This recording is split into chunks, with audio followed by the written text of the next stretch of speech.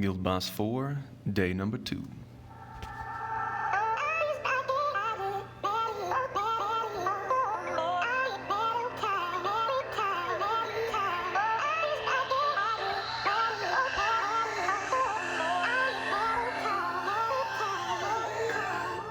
Welcome back to another Bit Legend video, fellas. So here we go. We are battling Guild Boss 4. As you can see, we have cleared all the other ones. As far as loot, I believe I showed it in a previous video, but in case you missed out, we got one legendary quality 8 off of the Guild Boss 1. We got 2 legendaries, quality 8 or 9, I don't know, off of Guild Boss 2. And then we got a quality 9 Mythic Gun off of Guild Boss number 3. Let me see if I can actually show those items. Somebody in the guild has bid on the Mythic Gun. Not a big deal. Honestly, we just want to see what the skills are. It was not a very highly desired item. The bonuses are fine. Energy cannon is fine. In fact, the weapon that I use is the energy cannon, so I'm assuming the skills are similar to the black hole's skills. And I guess I'll show my skills in a second. Again, I would like to say that I would really like to see a skills button on each weapon so that we can see them. I'd feel really bad for a player that would go and craft Thunder Fury if you're a DPS and it's tank skills, or if you're a tank and it's DPS skills or whatnot, and you really have no way to know. You either have to wait until someone else does it or jump in there, and then maybe it's a good or bad investment. It's also possible that the skills might be hybrid skills, and I would like to remind you guys that if you're a DPS player on autopilot and you have a lot of shield self, heal self skills, your DPS meter for your character will go in the trash. It'll just, the autopilot loves to use healing and shielding self skills, and so you're just not going to do the damage that you think you're going to do. So, but that's all guessing. This is not about Thunder Fury. We'll talk about that later. So anyways, somebody in the guild got this item, and again, it's not a big deal. We don't have any drama. No one really cared about it. A lot of people want sets anyways. But the reason I'm bringing it up is because there is no way to monitor this. There's no way to know who bid on what unless you have everybody like just communicating. And with 30 people, I know a lot of you guys don't have everybody in a Discord. Everybody's not chatting. Maybe they don't use the guild chat. Very difficult to communicate. So we have content that requires a high level of guild communication and coordination, but right now I feel like we do not have the skills to do that. So hopefully that will improve based on the feedback that we give. So here we go. If the guild is able to kill this, then you get your set weapons. Excuse me, actually this is a sub weapon. This is number 3. Let's go back to number 4. Yeah, so if you can kill the guild boss number 4, you do get the set weapons for each of the classes. You also get the accessories. You can get these in the shop right now. I do hope this has changed. I think hit point percentage is not what any tank I know wants right now, so hopefully this could be updated. But again, you can get this in the shop right now. This is the progress that my guild has done. This is day number 2, so this is the morning of day number 2 fighting this boss. We've got it down 5%. We did the math, and it was around 90 million health. The real problem is not the health. The real problem is that he does massive shielding skills, and let me get in combat so I can show you. He has like a 1 or 2 SP shield that is 17,000 shield self for the boss, and then he has a 4 SP that is 28,000 shield self, and any damage done to the shield doesn't count. Okay, so I'm gonna look over here and see what I want to change. Nothing's really updated. If you're a DPS player, you're going to run 4 tanks and just hope everybody survives and you can pop off as much damage before you die. If you're a tank, you got a really good chance of your entire team getting one shot with an AoE skill, kind of like fighting Adam sometimes. And there's really not much you can do about it. I have a friend using Warlord who has 800 or so stamina, and he said Warlord got popped as well. So I might as well leave Swordsman in here, just hope RNG doesn't hit him and maybe he can get off a couple attacks. So let's start with this, and I'll modify as we go. I don't know exactly how I feel about Pioneer being here. There is an AoE attack, so that's kind of the idea of why I'm bringing him. But, you know, so that was the attack random 2 that we've seen, and there we go. So Pioneer got dropped, kind of an RNG thing. I'm going to use my attack closest skill because it has a high multiplier. There we go. that is the AoE attack that's similar to Adam. Let me turn the volume down here. I didn't know it was that high. And so that can happen. That happens very often. And there is the shielding skill that you've seen before. Now, watch when I do damage to him. It's going to say 0 damage. So none of the damage against the shield is going to count for my DPS meter. So you didn't even see a damage pop up. I think you're only going to see the 0 damage if I do a crit. So let's see if I can get a crit off this. There's the crit, there's the 0 damage, and there's the shield again. So I'm going to put on autopilot, and there is a chance that I'm basically going to do like 5k damage in this run. My previous runs before, I fought this boss 3 times last night. I think I did like 50k damage each one. I don't know. So the downside, I think the shielding mechanic is really, really rough. We did make it to the Enrage. You saw me get hit for almost 60,000 damage there.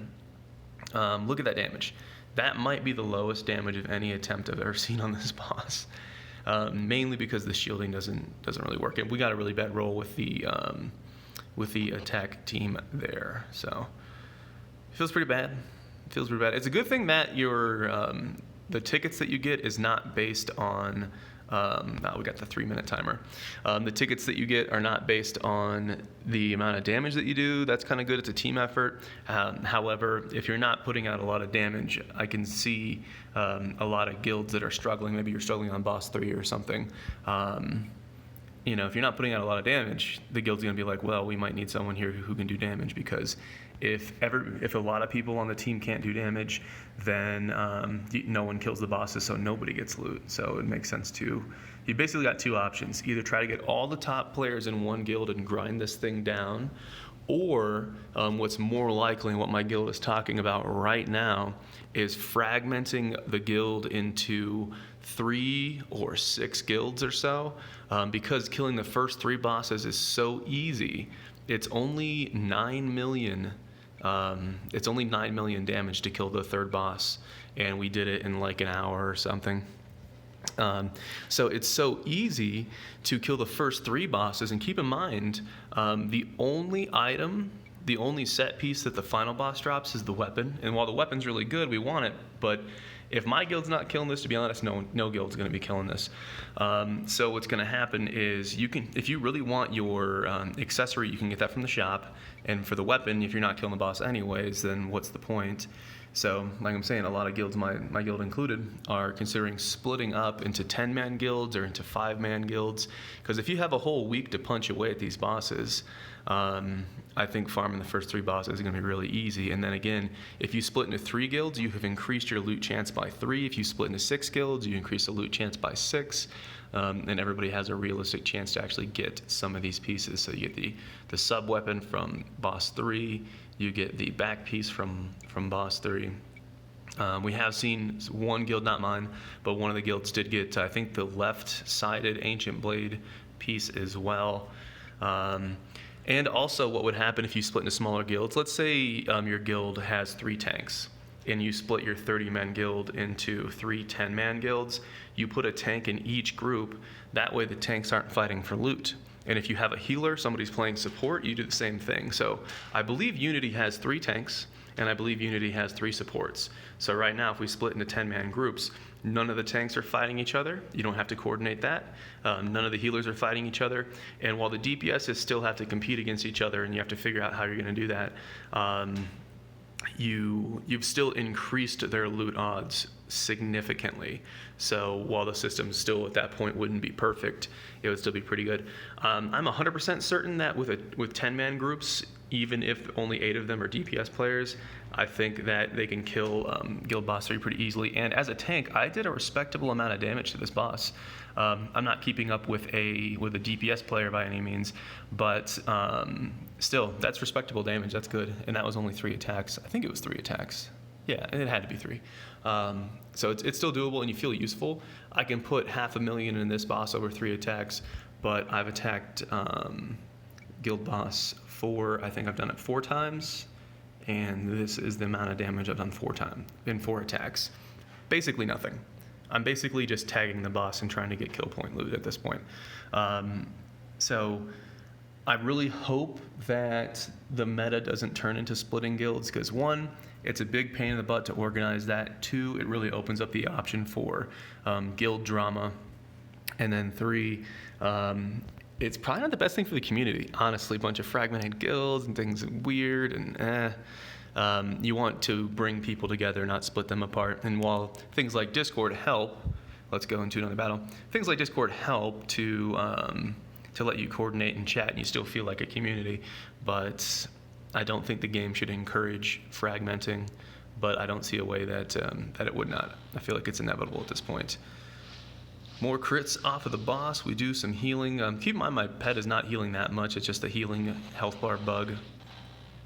And there we go. Let's start popping off some damage before he uses his shield. Boss has 4 SP. I'm really concerned that he's going to do his shielding skill. And there it is. And so you see no damage pop up there. No damage pop up there.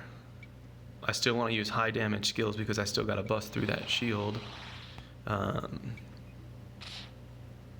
I don't know if we're going to be able to bust through this. I'm going to use the healing skill just because, whatever. They got to fix that hit point bar bug. Still haven't busted through the shield. Still haven't busted through the shield. Keep in mind, I have 3,000 total stats. Still haven't busted through the shield. And now the AoE crit is going to take out the team.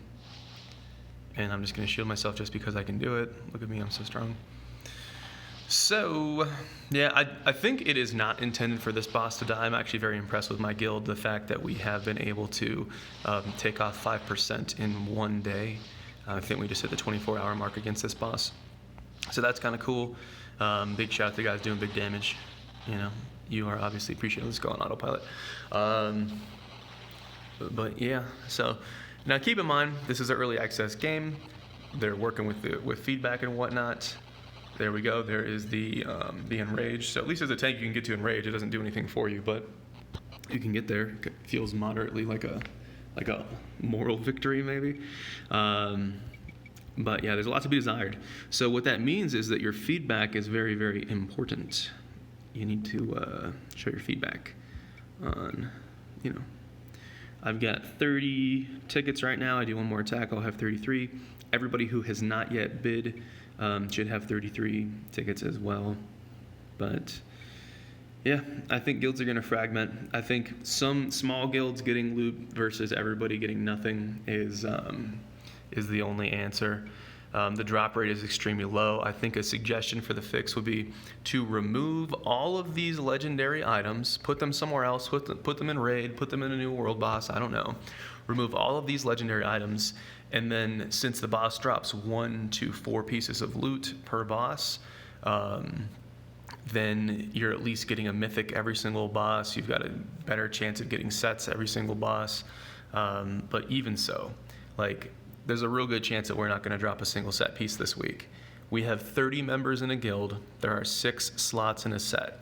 That means we need 180 set pieces to gear up a guild.